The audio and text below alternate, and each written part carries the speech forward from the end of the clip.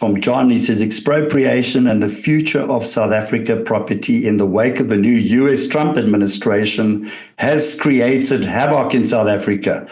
But does the rest of the world care? And how much could our property market be affected? And does our government care? Well, I think aligned to that, the legislation in the process still has to be approved. But do you believe that the pressure also from the US and other countries that this will change, or what is your expectation? So maybe just your comments around there, Martin. Yeah, so I mean, I think my perspective on this might be a minority perspective here today, but I welcome the pressure, and the Free Market Foundation has welcomed the pressure, because we've been playing the public policy game for decades now, really, and there's been a lot of knocking on the door of government to tell them how important private property rights are, and that door has remained firmly shut.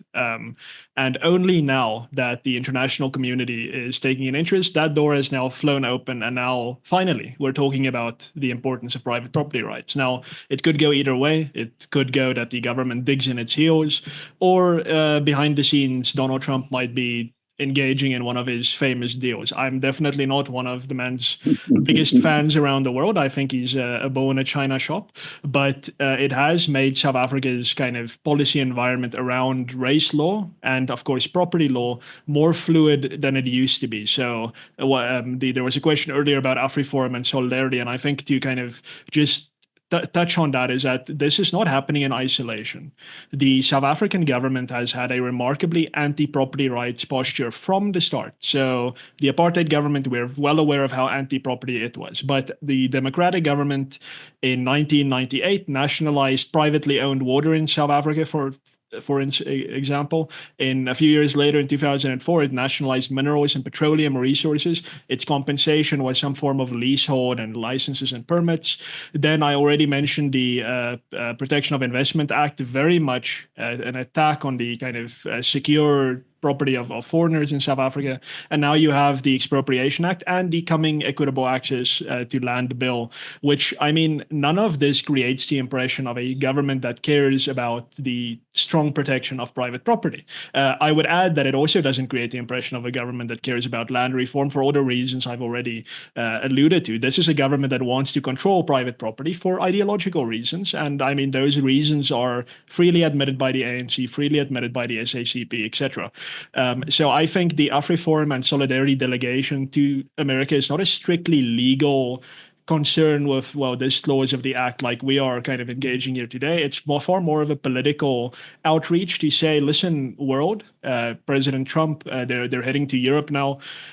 This government in South Africa is playing a long game, and that game tends to be against the private property interests of citizens, and private property is necessary for a flourishing economy. That's just something you cannot escape. So I think that the rest of the world will care to the extent that we can show them, or that other people can show them that they have an interest in a stable and prosperous South Africa. They're not going to care in a vacuum. Realism and realpolitik, they won't care if we can't show them that tangible benefit. The government certainly, I don't think, cares. This is not the only economic malaise on the hands of this government. Unemployment is a huge crisis, and I promise you they do not care. They could have solved this problem a decade ago. They're not. So don't put your money on the government caring about solving this.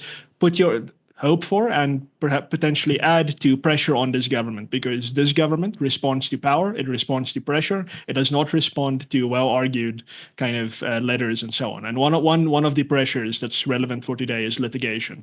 There will be a lot of litigation on this act. There will be a lot of litigation on various kind of other derivatives of land reform policy.